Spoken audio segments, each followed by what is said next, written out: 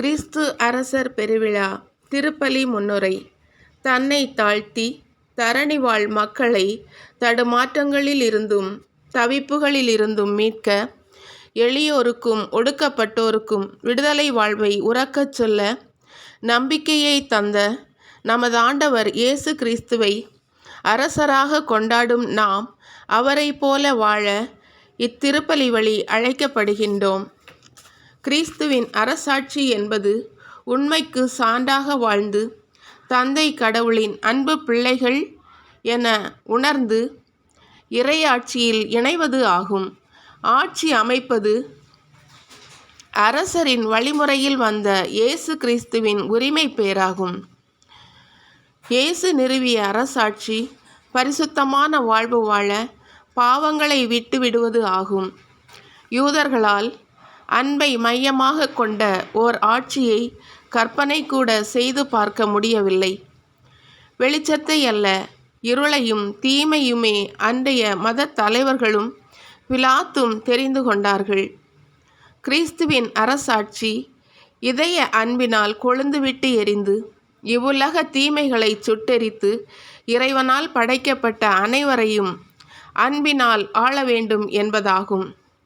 இவ்வுலக தீமைகளையும் தீயவனின் தந்திரங்களையும் தகர்த்தெறிந்து உண்மையாம் கிறிஸ்துவுக்கு சாட்சியாக வாழ்ந்திடும் வரம் வேண்டி இன்றைய திருப்பலியில் இணைந்து ஜெபிப்போம். வாசக முன்னுரைகள். முதல் வாசக முன்னுரை. இன்றைய முதல் வாசகம் திருக்காட்சியாளர் தானியேல் நூலிலிருந்து எடுக்கப்பட்டுள்ளது. இயேசுவின் ஆட்சி உண்மையின் அரசாட்சி, அதை முன்மொழிவதாக இன்றைய முதல் வாசகம் அமைந்துள்ளது. மானிட மகனை போன்ற நல்லவர்கள் முழுமையாக ஒருமித்து இணையும் போது நேர்மைக்கும் தீமைக்கும் இடையே இவ்வுலகில் நடக்கும் அனைத்து போராட்டங்களும் முடிவுக்கு வந்துவிடும். உண்மை கடவுளின் முழுமை பெற்றதாய் இவ்வுலகம் நிலைத்திருக்கும். தீமையை அகற்ற கடவுளின் மகன் மானிட மகனாக தோன்றி அன்பின் அரசராக இன்றும் நம் இதயங்களில் வாழ்ந்து கொண்டிருப்பதை இவ்வாசகத்தை கேட்டு தியானிப்போம். இரண்டாம் வாசக முன்னுரை. இன்றைய இரண்டாம் வாசகம் திருவெளிப்பாடு நூலிலிருந்து எடுக்கப்பட்டுள்ளது. இயேசுவின் ஆளுமையின் ஆற்றல்கள் இங்கே விவரிக்கப்படுகிறது. உண்மைக்கு சான்றாகவும் உயிர்த்தெழுதலின் முன்னோடியாகவும் பூமியின் அரசர்க்கெல்லாம் அரசராகவும் நமக்கு கொடுக்கப்படுகின்றார். இவருக்கு அரச மேன்மை என்ற பின்னணி இருந்தாலும் கடவுள் என்ற உண்மையை உலகறியச் செய்து அனைவரையும் கடவுளின் பிள்ளைகள் ஆக்குவதே கிறிஸ்து அரசரின் நோக்கமாக இருந்தது. உலகின் முடிவு நாளில் இயேசு கிறிஸ்துவே இந்த உலக வாழ்வின் நீதியின் அரசராக வரப்போகிறார். எனவே உண்மைக்கு சான்றாக வாழ்ந்து நீதி தீர்ப்பின் போது இயேசுவின் இரக்கத்தை பெற்று இறையாட்சிக்குள் நுழைபவர்களாக வாழ்ந்திடும் வரம் வேண்டி இன்றைய இரண்டாம் வாசகத்தை கவனமுடன் கேட்போம். மன்றாட்டுக்கள். முதல் மன்றாட்டு.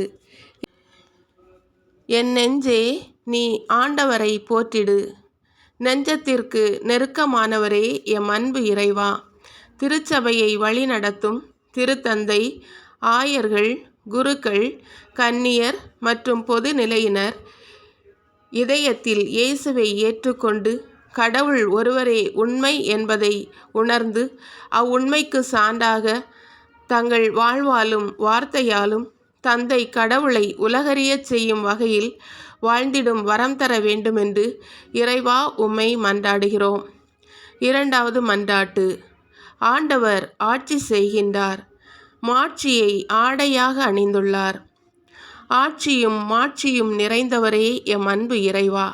நாட்டை ஆளும் தலைவர்களும் அதிகாரிகளும் அன்பு, நீதி, உண்மை, இரக்கம், கனிவு போன்ற மதிப்பீடுகளின்படி மக்களை வழிநடத்திடவும் இதற்கு எதிரான பணம், பதவி, புகழ், ஆணவம் போன்றவற்றை அடியோடு அகற்றி இறையாட்சியை இம்மண்ணில் மலரச் செய்திடவும் தேவையான ஆற்றலை அவர்களுக்கு தர வேண்டுமென்று இறைவா உம்மை மன்றாடுகின்றோம். மூன்றாவது மன்றாட்டு. மண்ணுலகுக்கு நீதி தீர்ப்பு வழங்க ஆண்டவர் வருகின்றார். நீதியின் தெய்வமே எம் அன்பு இறைவா. மனித துணையின்றி வாழ வழியின்றி தனக்கென யாருமின்றி தடுமாறும் ஏழைகள், குழந்தைகள், பெண்கள் தங்களின் உரிமைகள் பறிக்கப்பட்டு நீதி தடுமாறும் போது அவர்களின் நீதிக்காக போராடும் நல்மனதை எமக்கு தந்திட வேண்டுமென்று இறைவா உம்மை மன்றாடுகிறோம். 4வது மன்றாட்டு. ஆண்டவரே, உமது பேரன்பை எமக்கு காட்டியருளும். பேரன்பு பெருந்தகையே எம் அன்பு இறைவா. அன்பு, அமைதி, இரக்கத்தின் அரசாட்சியை இம்மண்ணில் மலரச் செய்ய மனிதனாக பிறந்து அதை வாழ்ந்து காட்டிய இயேசுவைப் போல தியாக சிந்தையும் இரக்க குணமும் நிறைந்தவர்களாக நாங்கள் வாழ்ந்திடும் வரம் தர வேண்டுமென்று இறைவா உம்மை மன்றாடுகிறோம்.